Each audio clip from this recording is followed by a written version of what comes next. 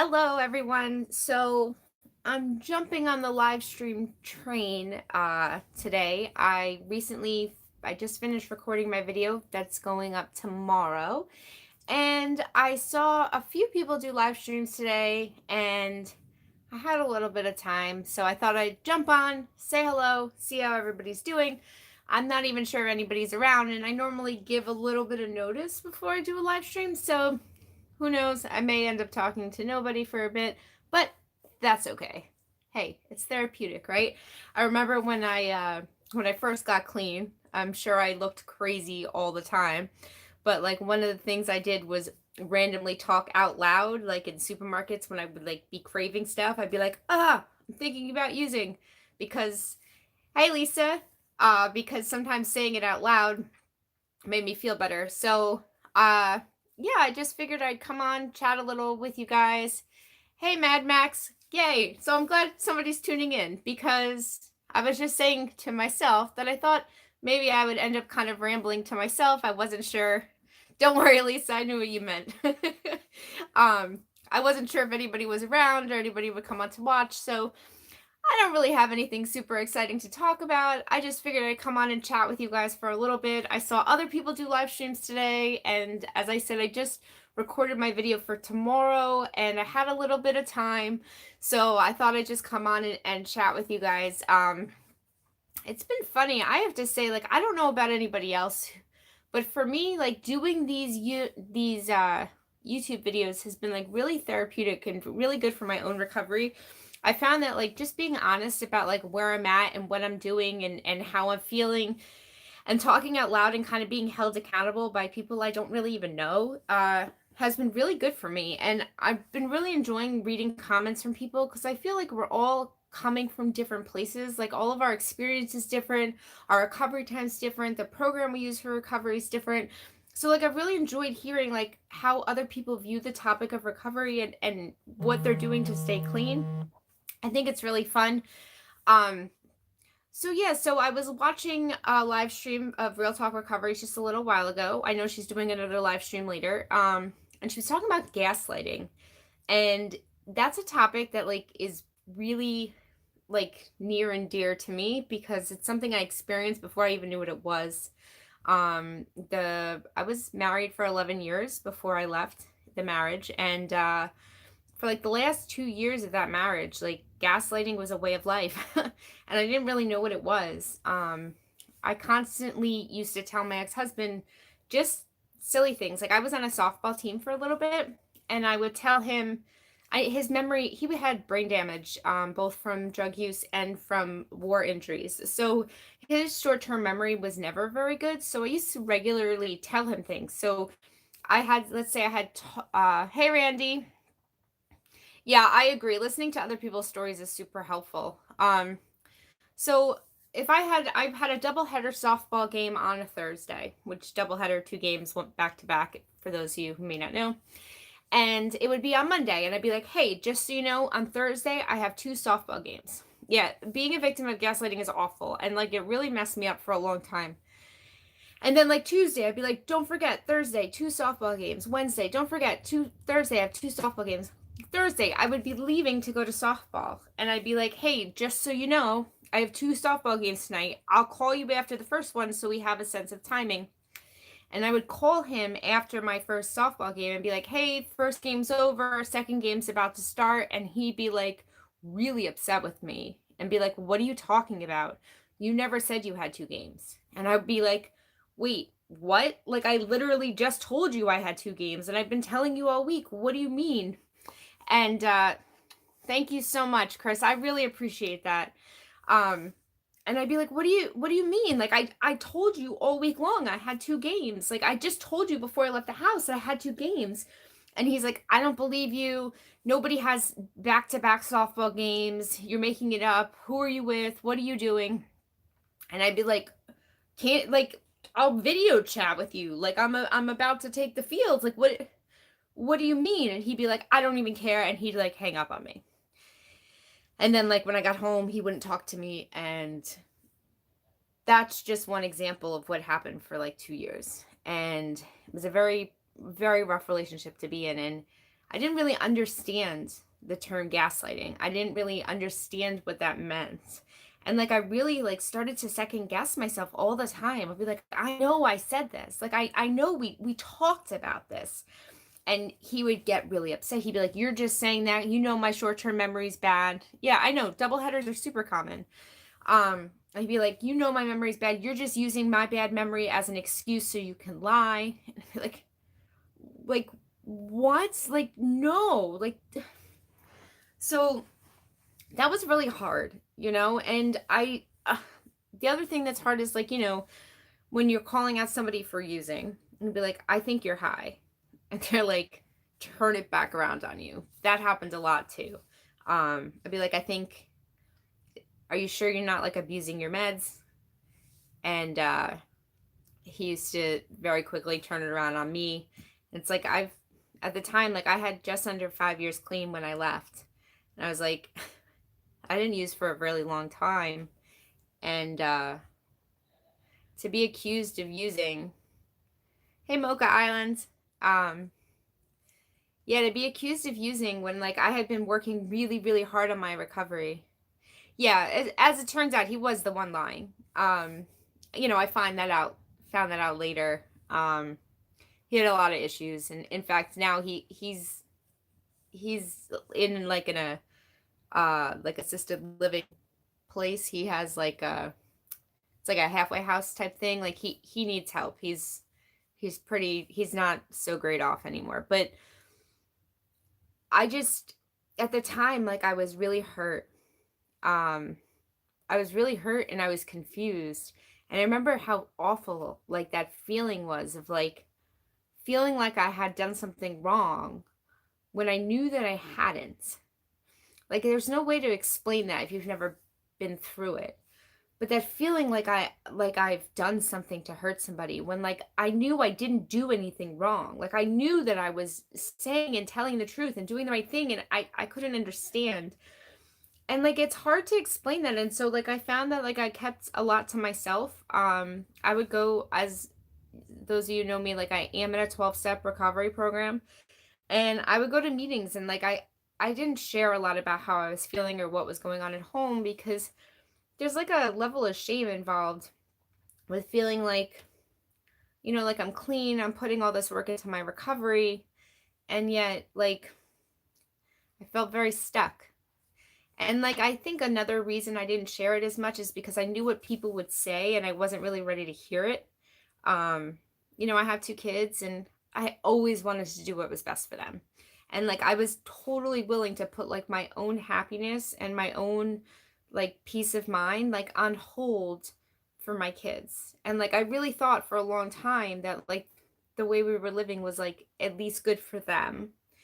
It wasn't until I realized not so subtly that it wasn't, that I made the choice to leave. And I almost didn't. I almost didn't go. Luckily I had a lot of support, family and friends, and as soon as I started hinting at the fact I thought I was ready to go, it was like, then let's go. Then like get in the car and go. And like I literally like packed up the car, picked up the kids from school and left and never looked back. Like that's how much that decision had to be made like that. And you know, now it's been about a year and a half since then, and I can say that it was the best thing I ever did. It's kind of like that feeling like when you're still using and you're thinking about getting into recovery. Yeah, our kids always suffer the most, and we don't it's so hard for us to see it regardless of what the situation is. Like our kids pick up so much more than we ever realize they do. And my kids now are 12 and 9, so they're not babies and they see so much. But now they're really involved in my recovery, which is nice. Um, I don't know who you are, but hello. So it was tough. It was really, really tough. It was like that feeling right before you get clean, like when you're using and you've had enough and you're sick and tired of this way of life and you want to do something different, but you just don't know what to do. And like you don't have faith that it's actually going to get better. And like that's like where I was clean, you know, like I was stuck and I didn't want to live that way anymore, but I didn't really believe that there was another way. I didn't think I really had options. And like looking back now, I wonder why I waited so long. Like looking back now, I'm like, oh my gosh, that was the best decision I ever could have made, right? Same thing when I first got clean. Like I first got clean, and after being clean for like 30 days, I was like, oh my gosh, I can't believe I didn't do this sooner. Like how ridiculous that I was miserable for so long when I didn't have to be. And like I think that that's been the most important thing I've learned from recovery, is that if we're waking up every day miserable, then there's something we can change. And it doesn't matter what's causing that misery. Oh, well, I'm so grateful for having you in the live stream. So thank you so much. I I feel like if you're waking up every day and you're miserable, regardless of what's causing it, and I think that's like a sign that it's time to change something, you know? Yeah, I have my kids, and they have as good of a relationship as their father as they can. I don't interfere with that in any way at all. I promote them to have as much of a relationship with him as they possibly can, as much as he's able to. And it's not my place to interfere in that. I'm not one of those moms. Like I am a big believer that like kids need both parents, and even if they're not living with both parents, uh can I see you guys? No, I can't see you guys. You only get to see this face. Sorry. I would love to see all of you. I wish there was a way to do that. I would love to have like video chat with some of you. I think that would be super fun. Yeah, YouTube live stream is just like me talking and I get to see your comments. But I don't know, maybe like Google Hangouts or something we can do one time where I can actually like chat with you guys one-on-one. I would love it. I have to say, nothing's been as enjoyable as meeting the YouTube recovery community. You guys have been so wonderful to me and so welcoming and loving. And so I just hope that I can give that same positivity and love back. Oh, thank God. My hair's clean because I literally just washed it. That's great because like oh, I lost it. Yes, the thing is that like I teach my kids through example, right? I feel like you can tell, it's like when you try to teach them manners, right? Like I can tell my kids all day long to say please and thank you, but if I don't use those words, they're never going to use them. So the best way to teach my kids to say please and thank you is to say please and thank you myself on a regular basis. I always use manners, and therefore my kids have grown up to use manners. I also wanted to teach them how to be true to themselves and be kind, loving people. My kids, especially my 12-year-old, are like the most kind, loving people like you'd ever meet. And it's because like I've shown them like through my own actions. Like I can't tell them how to behave. I can show them. And I feel like I also try to do the same thing online. So I try really, really hard. Yeah, saying please and thank you, it's so simple, but it makes such a big impact. For some reason, like it seems to be, 12 years old. I don't know if you have a boy or a girl. I have a girl, and that is a whole lot of fun. But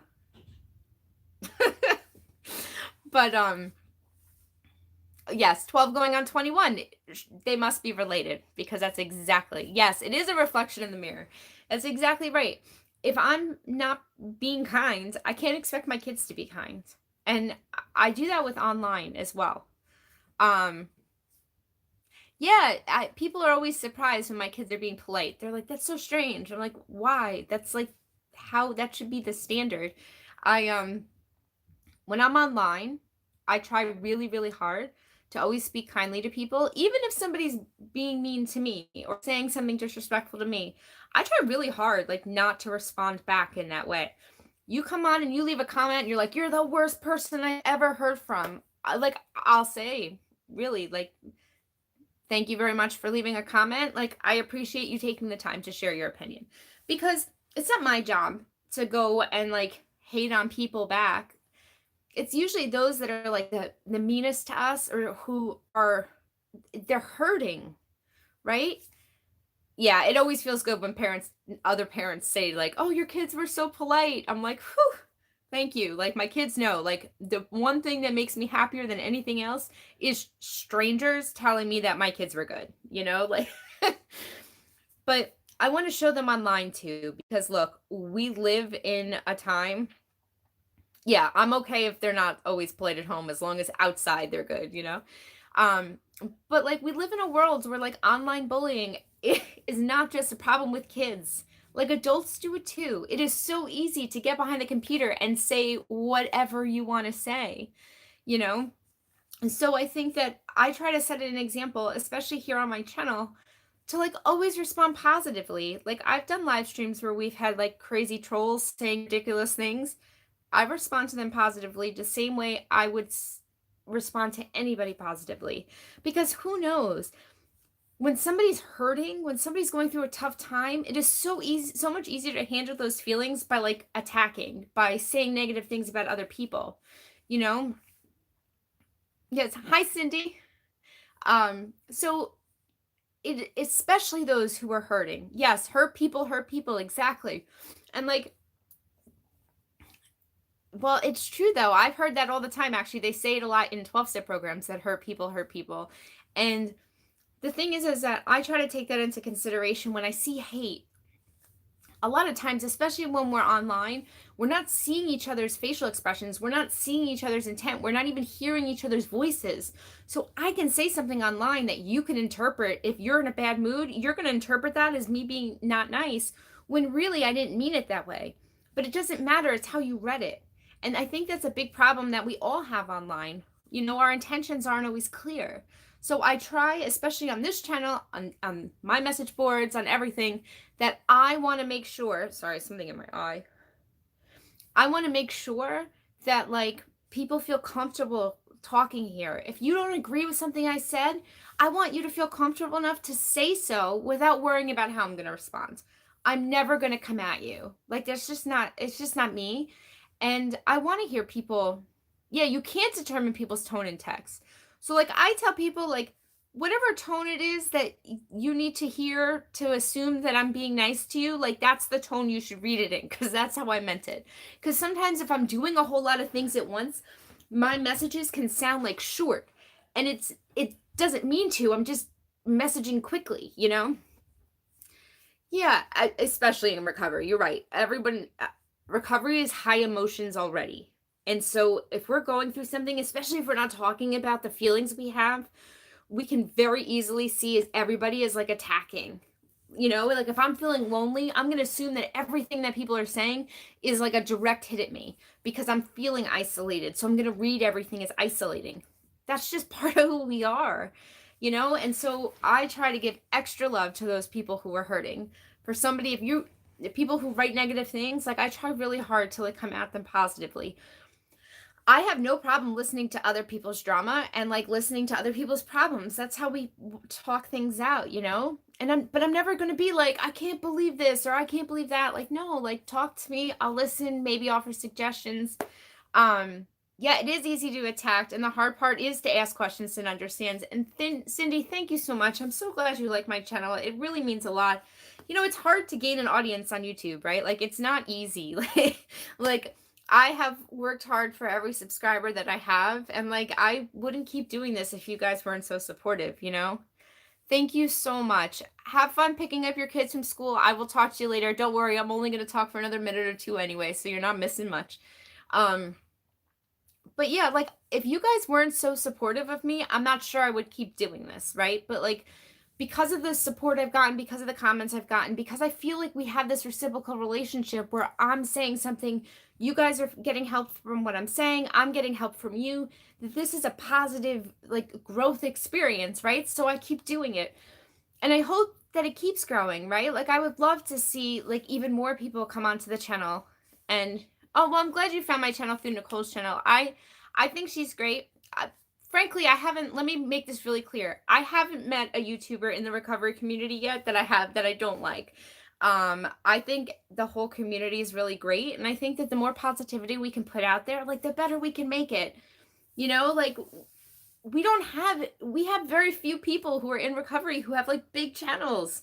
Why? We're a huge community. Right? Like we should totally be supporting each other and making sure there's so many people out there who could benefit from a positive recovery message. Like let's help them get it. You know, let's help share the message of hope. Like you don't have to be miserable every day. You don't have to use drugs. Like you can get through anything clean. Like we can share that with each other. We have the ability to help each other. And to me, like, that's the best. So, two things. So I'm going to stop this live stream in a second, but I wanted to update you guys on something that I'm kind of excited about, and I'm not really going to talk about yet, but I figured I'd let you guys know. So somebody reached out to me who follows me on Twitter, who is like a fitness, I got to get their actual title, but they're like a personal trainer and nutritionist or something. And they had seen my video where I talked about like being self-conscious that I've gained a little weight. And they offered to write me a personalized like workout nutrition plan. It's like a 12-week thing.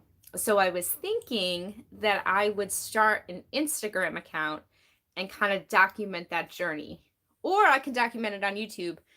I don't know how interested people would be in that, but I don't know. Would you guys be interested in like watching me go through like a weight loss journey? I don't know if that's exciting to see, you know. But I'm going to start Monday. I have the first week's plan, but I'm going to start it on Monday because it's 12 weeks and I figure it's easier to start a week on a Monday to kind of keep track.